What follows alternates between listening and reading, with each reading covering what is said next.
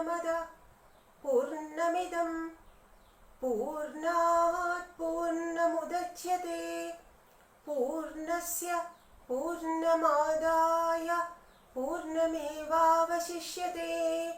Om Shanti Shanti Shanti. Harihi Om. Shri Gurubhyo Namah. Om Namo Bhagavate Vasudevaya. Pranamam to all blessed souls. We have already discussed the meaning of Mantra 10 of Isavasyopanishad. In Isavasyopanishad, the mantras from 9 to 14 by themselves form a group, and the mantras from 9 to 11, they form a subgroup in that unit. We have already seen the meaning of mantras 9 and 10, where we have been sufficiently warned by the Rishi that it will not do well to pursue the path of avidya alone or to pursue the path of vidya alone. There is a great need for conjoining them. What exactly is meant by vidya? What exactly is meant by avidya? There may be some differences in the opinion of acharyas, different acharyas.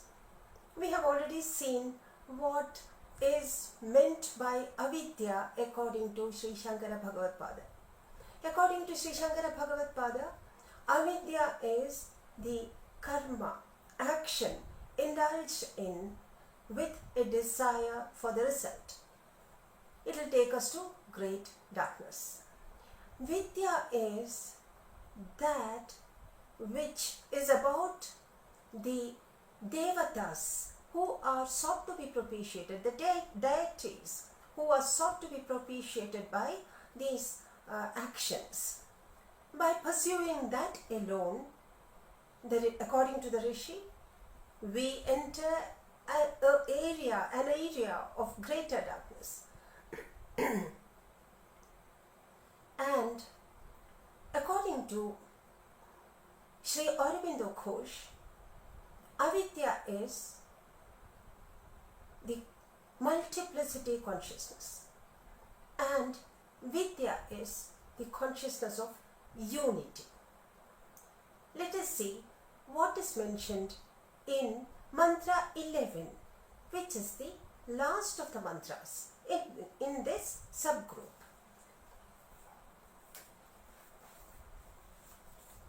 Mantra 11 of Isavasyopanishad goes like this.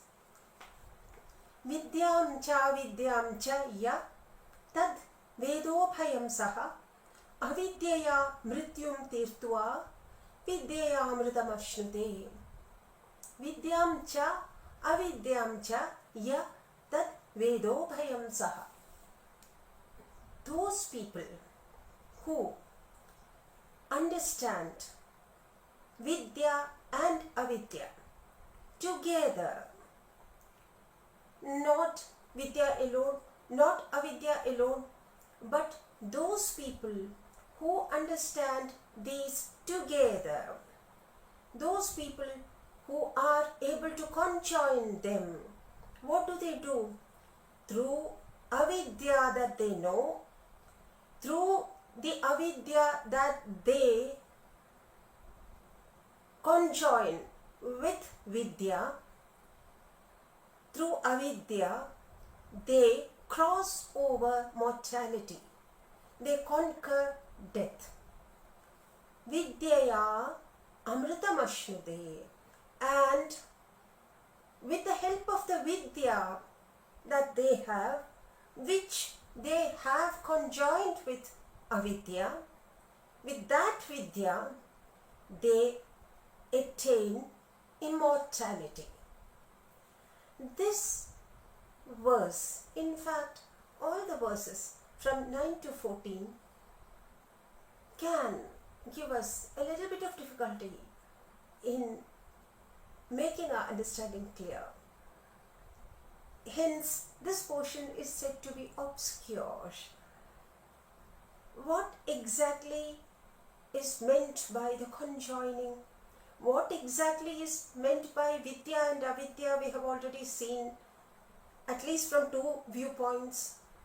What exactly is meant by Mrityu or death? What exactly is meant by immortality or Amritatva? That we have to see. According to Sri Shankara Bhagavatpada,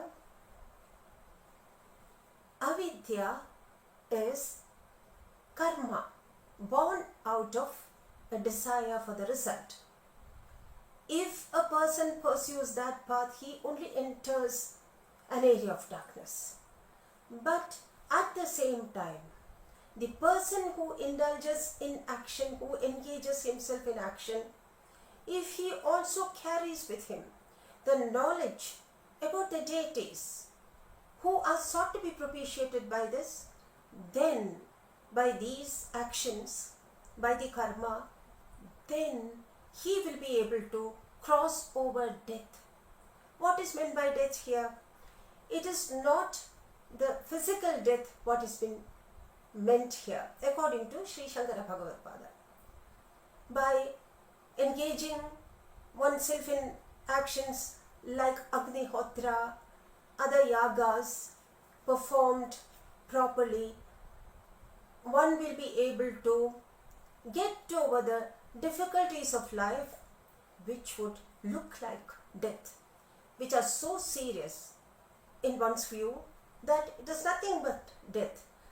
The miseries of life, the sorrows of life, which would pronounce death while living, those kinds of cessations of existence or death, he will be able to get over those by engaging himself properly in actions with the knowledge as to what exactly is the principle of action, what exactly is the idea behind action, who are the gods who are sought to be propitiated.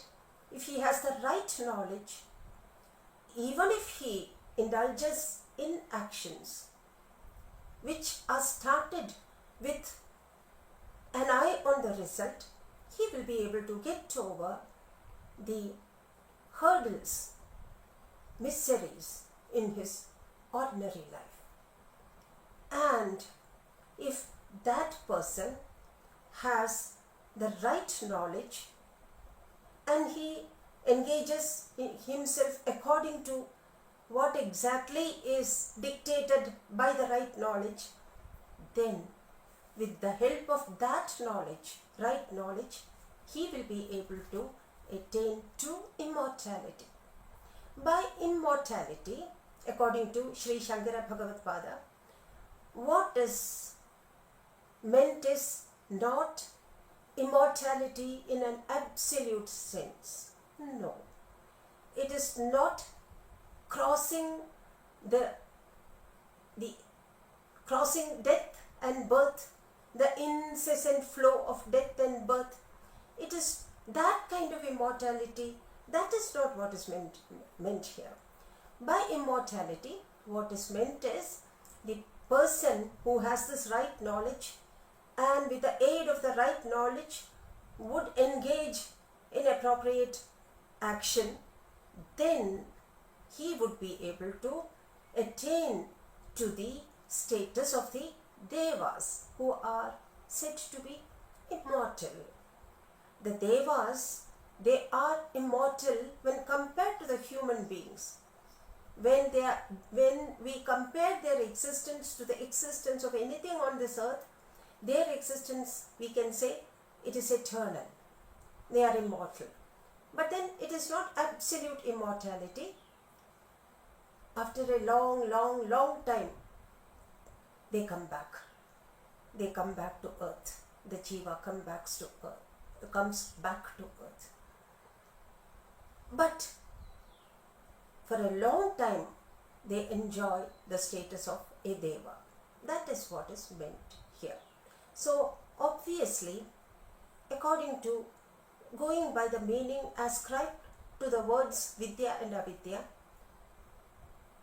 this mantra is not a path meant for those people who aim at ultimate liberation. This is for those people who would like to make their existence on earth comfortable, and also the life after death would be a pleasant existence for a long time. This is meant for such people. According